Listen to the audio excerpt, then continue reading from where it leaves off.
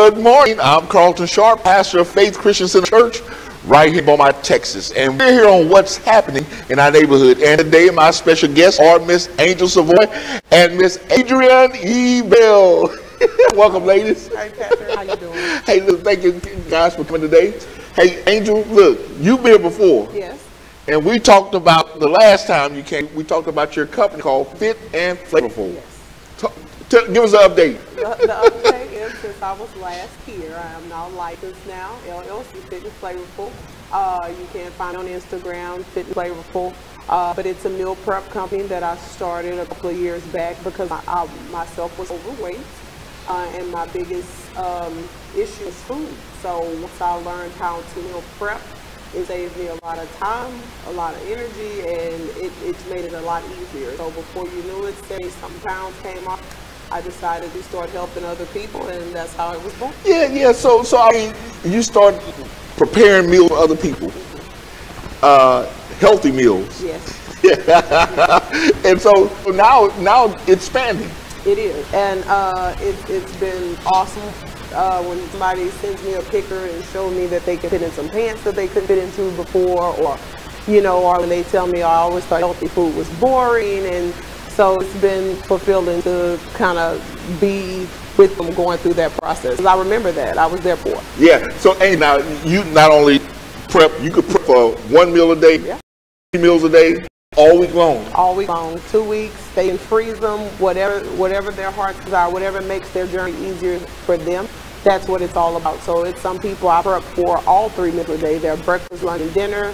Like I said, they can freeze them, they can take them on the go. But the most important part that it makes it a lot more convenient for them because most people fail on food. So once the food is taken care of, the rest of it goes. So what are some of the things on the menu? Oh my God! I do a little bit of everything. You do a little vegetarian. What's those words you use? I do vegan, pescatarian, keto, paleo, pretty much whatever journey you're on. I'm here to help and to make it a whole lot easier for you. So yeah, I do a little bit of everything. And it has flavor to it. Oh yeah, I've learned how to cook with flavor because I'm a person that gets bored really easy. So if food bores me, I tend to fall off very easy. So that's the whole thing, to do it and for you to not feel like you're eating healthy so that you just don't feel restricted. Now, also the last time you came, we talked about Jonathan, your husband, who has On Time Tire Company. Yes, last time I was here, he was just coming out of year 7. He has just went to year 8, and he's actually just decided to expand and now get us a towing company going.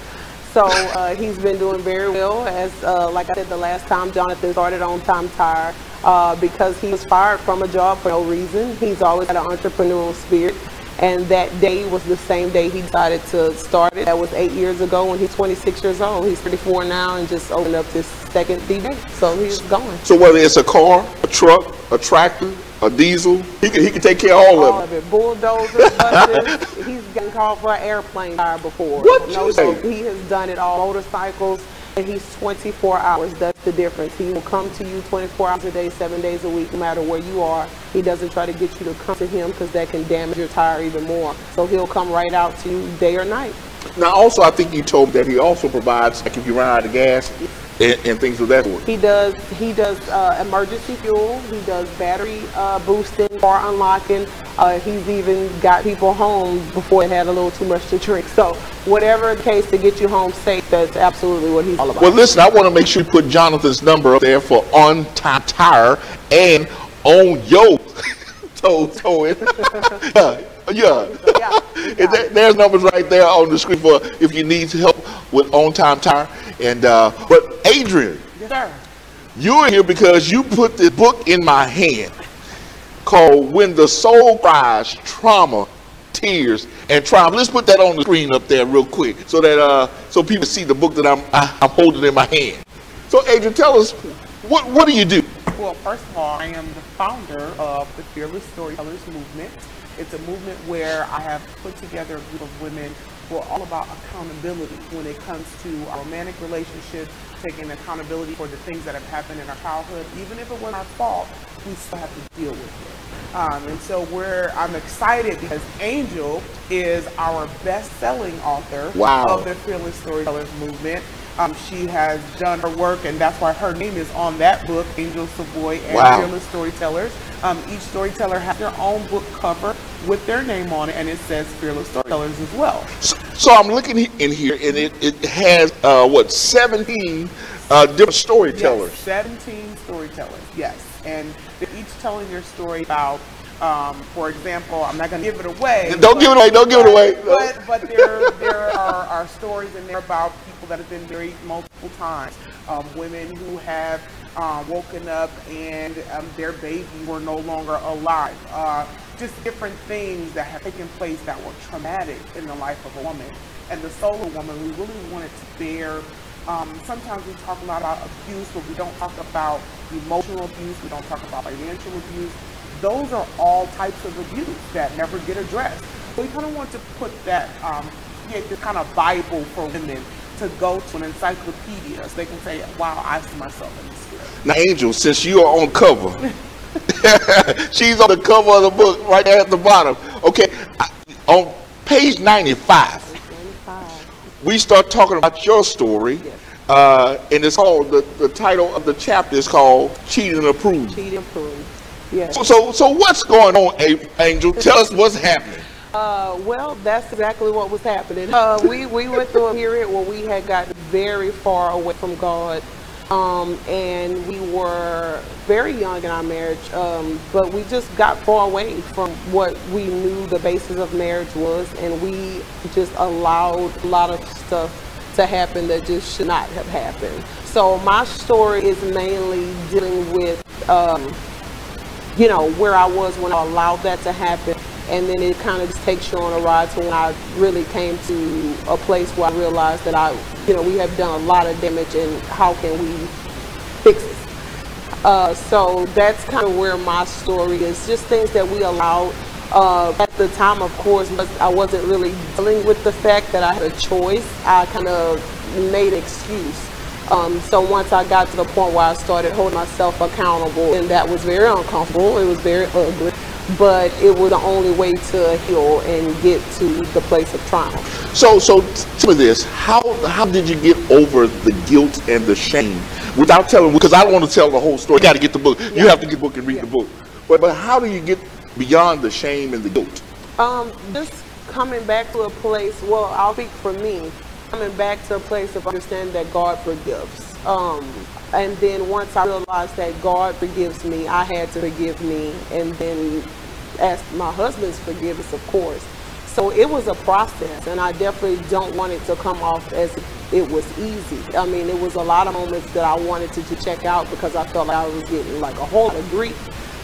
But I just held on to it because I know that God put us together. So I just had to right the wrong. So I had to kind of take the beat up moments and all that stuff. So it was a process, just kind of letting it go and just realizing that this thing does not change who I am, and just finding my way back to God. It's always difficult to do a self-examination and expose yourself. But I mean, put it in the book. Put it in the book. Tell us about that process. It was, well, for a couple of years, I was told by a few different women who have never met me, never had a real conversation with me. They were like, you're going to do something big one day. You're going to change lives. You're going to build women, but you have to do what God told you to do. And I was just like, well, I don't know what that means, because I don't even like to talk to a lot of women, so I don't know what I can possibly do. So I heard it, but I didn't quite receive it at that time. And then I heard it again about 8 months later from another total stranger that was like, wow, you have a gift. God is you're going to change some lives, but you have to do what God is telling you to do. And I'm like, I don't know what God is telling me to do. And then finally, the third time, I realized it was me. It was me telling my story. The one thing I wasn't willing to do, because my marriage is very private, and I'm very protective of it, and I watch what I say. But once it came, kind of showed his head what it was about, I was like, okay, so this is on me. It's time to swallow the pride and don't worry about what people think, and do it because you have to. So that's how it actually came about, because I ran from that for 2 years.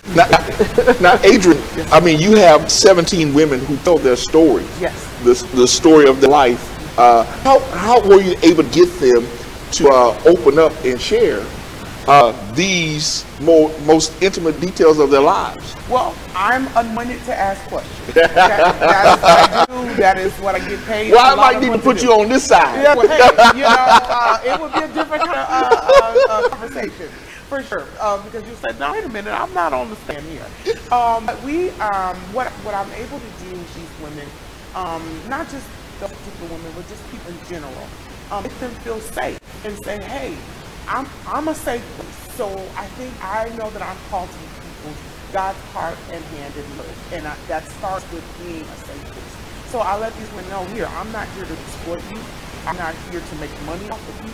I'm here so that you can be free by telling your story. Somebody else needs to hear what you have to say. Now, and you don't have to be a preacher. You don't have to be this eloquent speaker. Just tell the truth. Yeah. And that's how we were able to get them to tell you. So how many people actually reached out to you to say, hey, listen, I want to tell my story? Well, I had about 107 submissions. Wow. One Facebook post. And that's just off the top. That doesn't include how many people responded to the post itself. 107? 107 submissions, yes sir, from just one post back in August. So we actually did all of this from August to now. This has not been a year process, which it should have been, but it wasn't. It was from August to now. We were able to have these stories published. These women, they just, initially the women that trying to become a part of the movement, they weren't ready, they weren't healed, they just wanted to vent and say, oh, this happened to me. Yeah. And I said, no, this is not what this is. If you're not ready to take accountability for what you did, we've all been victimized, but we're not victims. And you have to carry yourself as such. And some of them say, oh, well, this is not for me. And I said, we agree.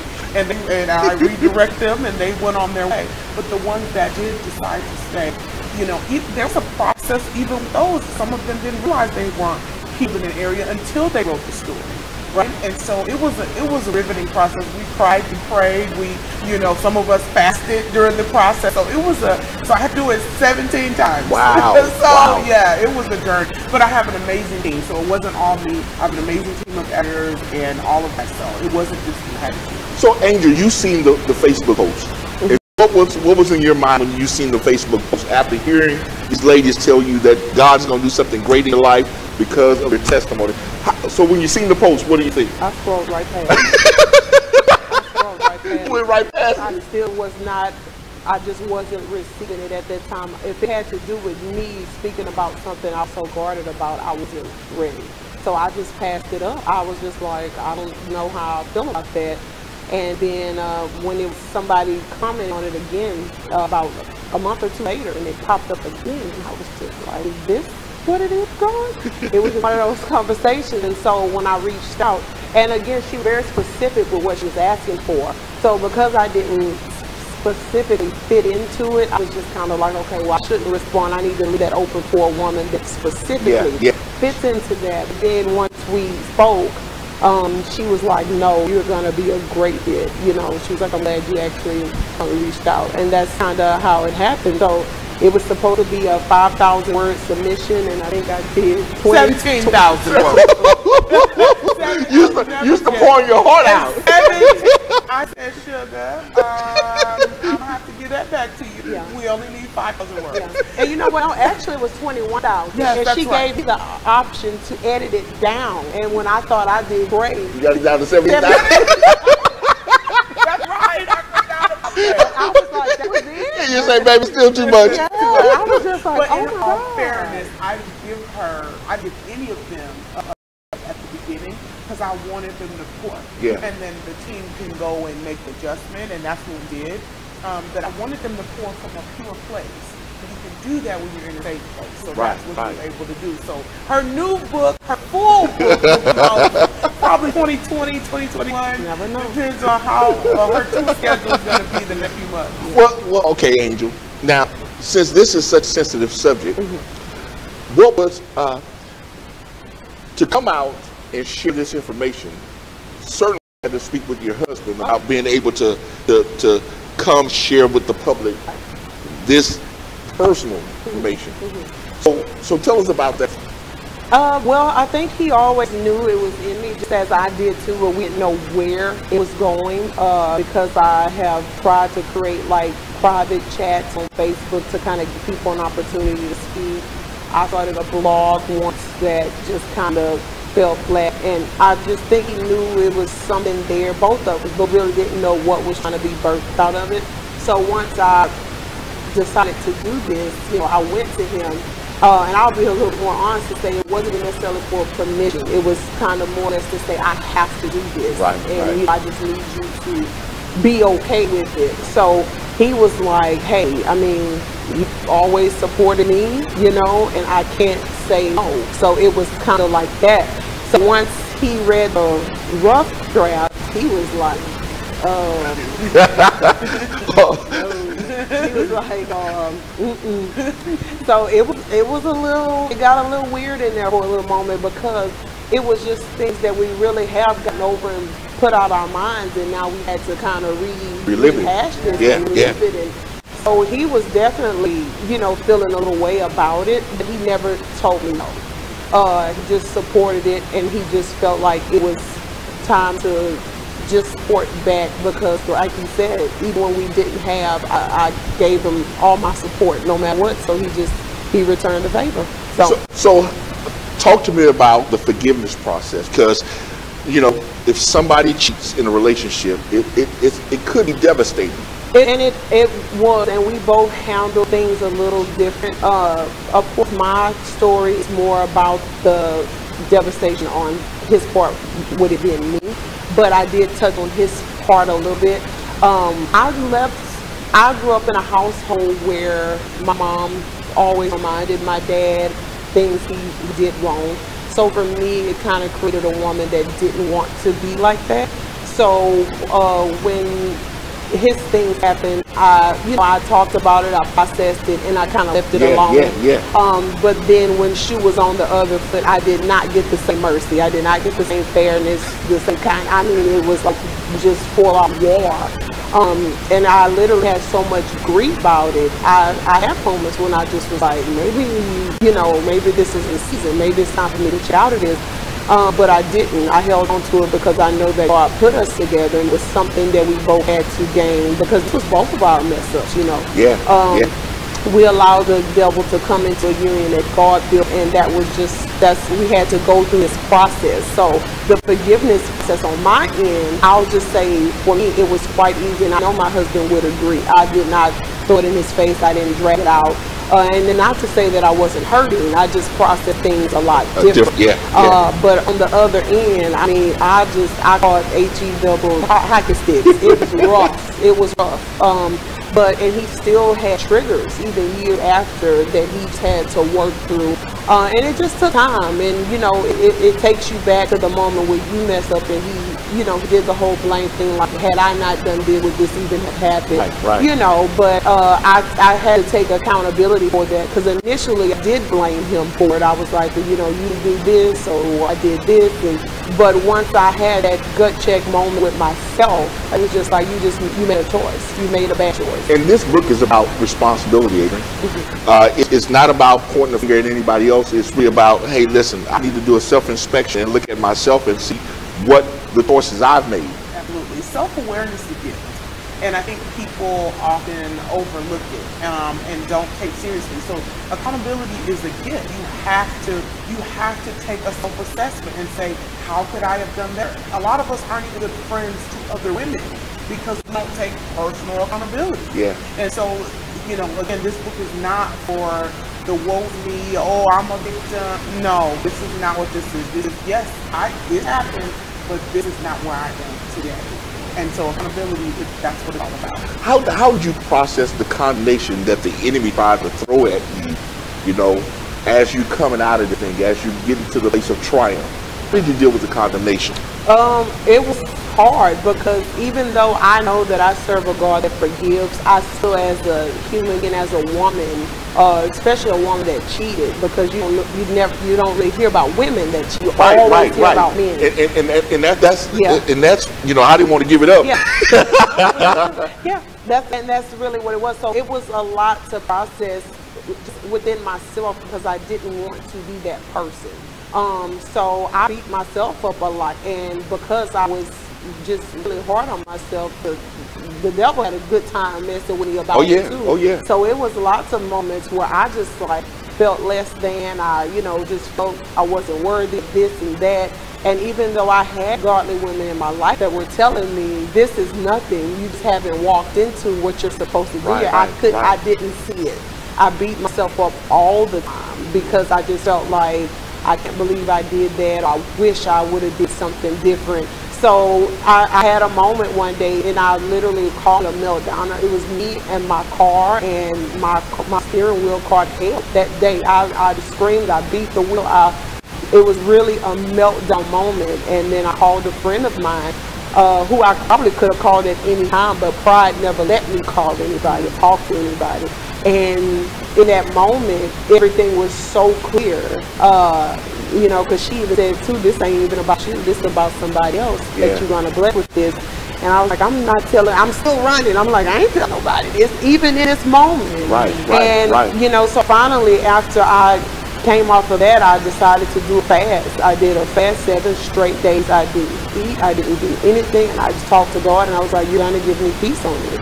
I'm standing on your word. You told me that if I, had faith, and I literally, I got crunk with God. I was like, it's time for you to do your part. Take this away. And that's literally what happened. Day 8, I woke up. It hadn't even felt like I hadn't ate.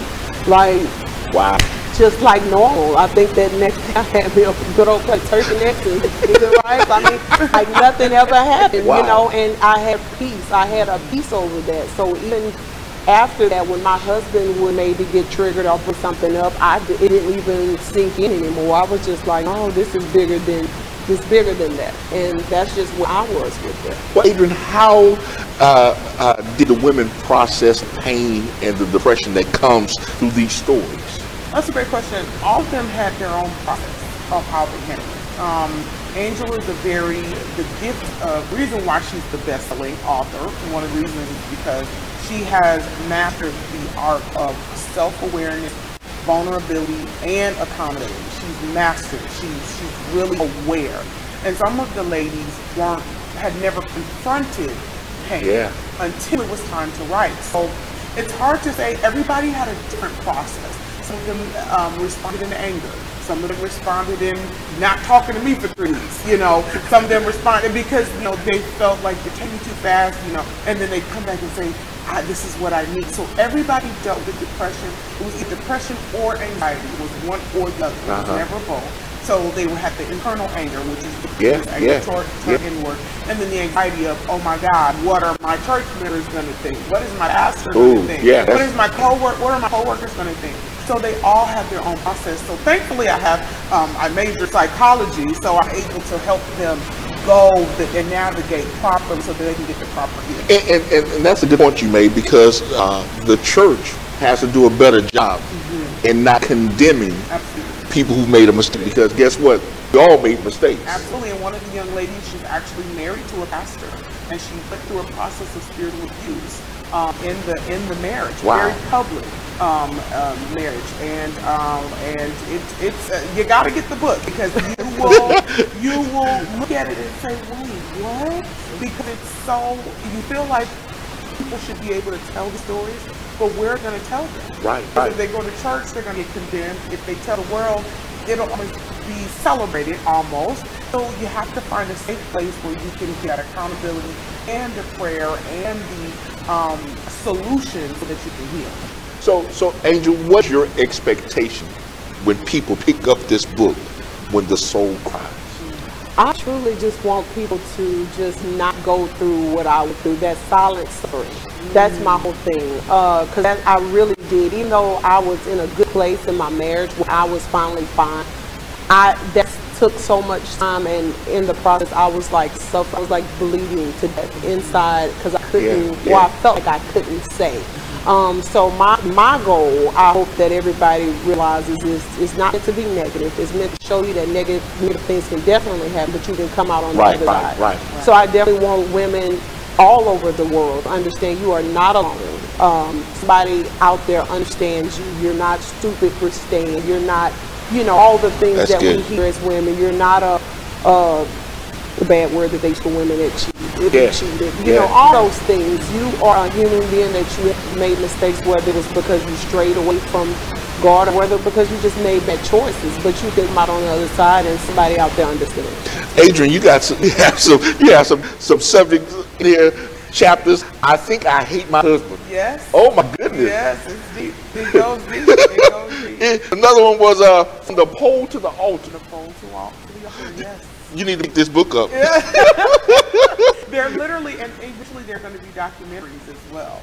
So right now we're just kind of processing through the books, but it will eventually be documentaries.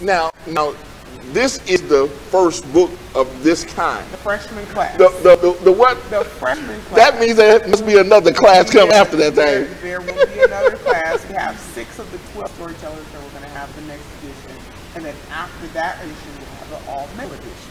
Whoa. Yes.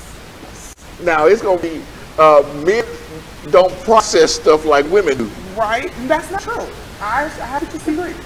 They process differently, but we don't like the way you process information. Okay. But you actually do process information very well. It's differently, okay? But men, they're going to be kind of dry snitching in the next book. So, in the next book, and kind of telling us some secrets. So, because I feel like the voice of the male is being silenced, and we have to put men on the platform to say, this is, he has problems. You need to address this. Right, and so we're going to give real life examples from real men. And my husband will be a book as well, because he has a story that happened way before me. Amen.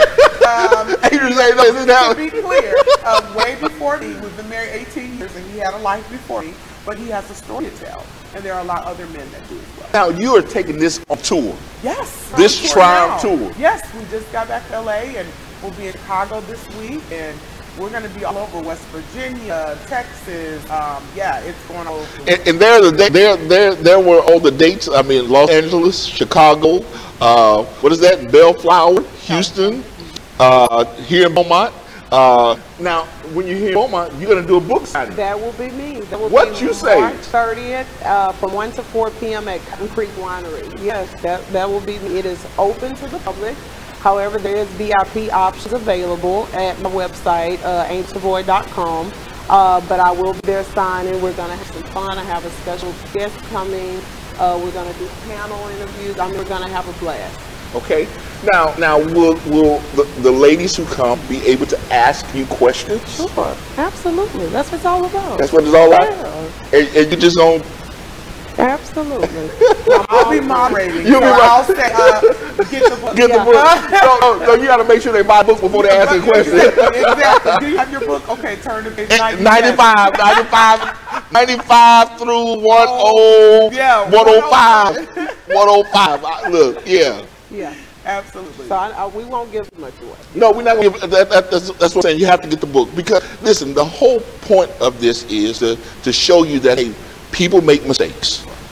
But you can recover from mistakes and be victorious in life. You don't have to cry in your book all day long. You can get up from your situation and make the best of it. Right. And you're a living proof of that. Yeah. Yeah, that's what I want to do. That's what I decided to do, and I'm thankful for it. I'm thankful for Adrian giving me the platform finally to understand what God had been telling me to do the whole time. Well, I tell you, it's going to be a blessing to those who read it. And listen, none of us have the right to judge. None of us have the right to judge. We've all messed up. We've all come short. But we can recover. That's really the message of this book that I see. Yes. It's a book about recovery. Yeah. That even though you've fallen, you got back up, Yes. and now you're going to help some other people. That's it. And then Adrian, we're going to come with book number 2, Yeah. and then we're going to have the men come on and share stories. Oh gosh, yes, it's going to be amazing. I can't. You have to come back and do that now. Yeah. I can just preview one of my writing partners. His is called How I Got Draws. That's Wow. What it is. I'm just saying, it's going to be in there. We got to say it. Yeah. We got to say it. Now, mentioning that, this is not a church book necessarily. Oh, that's very clear. Yeah, this is very clear. These are Christian women. Yeah. This is not a Christian book. I would not read it out loud at your Bible study. Yeah, this is not something. You know what class how your church is set up, but it is a real, raw, uncut for people, no matter what God you serve. Now we always have to just serve Jehovah Jireh, okay? Yes. But the thing is, it's about accountability at the end of the day. It's about triumph. It's about going to the next level in your life after all of the trauma that has happened. Yeah, because you know, I wanted you to make sure you said that because this is not a Bible study book. No, it's not. Now, in the sense, right. Like Pastor, you probably don't want to buy, any book, just for your women's group, but let them do it on their own. I'm saying, I just said you don't want to buy their book. Yeah, don't buy a book. Not for your church. No, okay. No, but it will definitely help. Absolutely. Because there are people who make the same decisions. Absolutely. But they never had the platform to be able to come out and share to help somebody else. And it's safe and classy. Right. We did it classy. There's nothing in here where I believe in male bashing of any kind. I do not believe in that, and I'll let you know up front. If this is a male bash, I can't help you. Right. And so that's what we want to make sure that the men came out with dignity as well.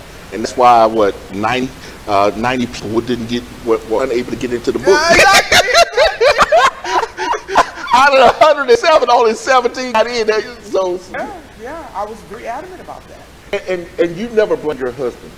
You took responsibility. I took responsibility after a little bit. Initially, the issue that we had, I believe that the door was open because of that. My husband's not a big talker. So when I had this infidelity issue, it was with the guy that talked a lot. So the door was opened by that, but that did not mean I had to walk through it. And at that time, I walked through it, really believing in cause and effect. But once I got back grounded and on my way back to who I know, which is God and Jesus Christ, I knew that was just a bad decision. That was just a bad choice. How did you close the door? Never going through that.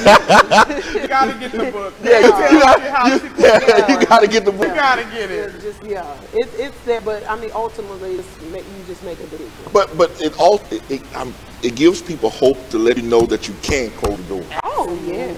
You can close that door. Everything is a choice. Everything is a choice. Everything. I like to say it like this: life is choice driven. You will live or die by the choices that you make.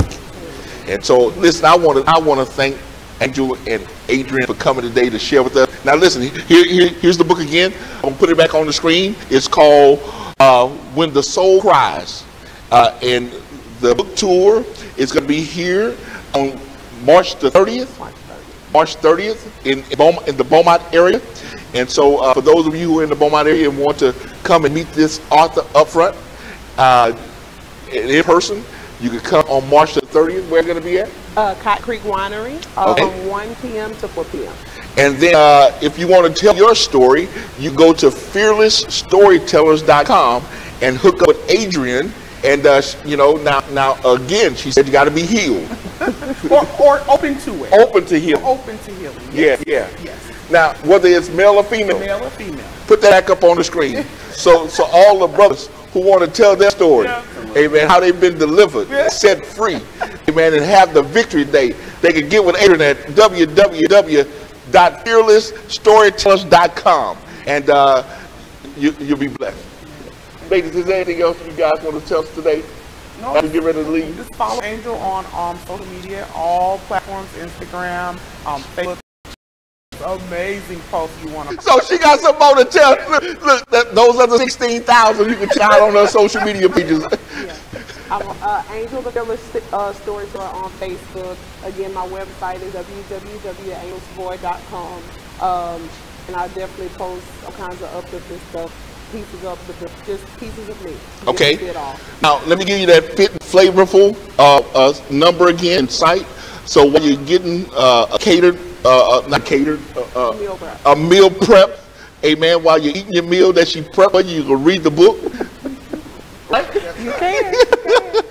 Amen, and get delivered. Yeah, all of that. Okay, and then Jonathan's tire company is On Time Tire. Let me put that number back up another time. Also on your toes toys. There you go. I'm gonna get Jonathan gonna get Jonathan for these names.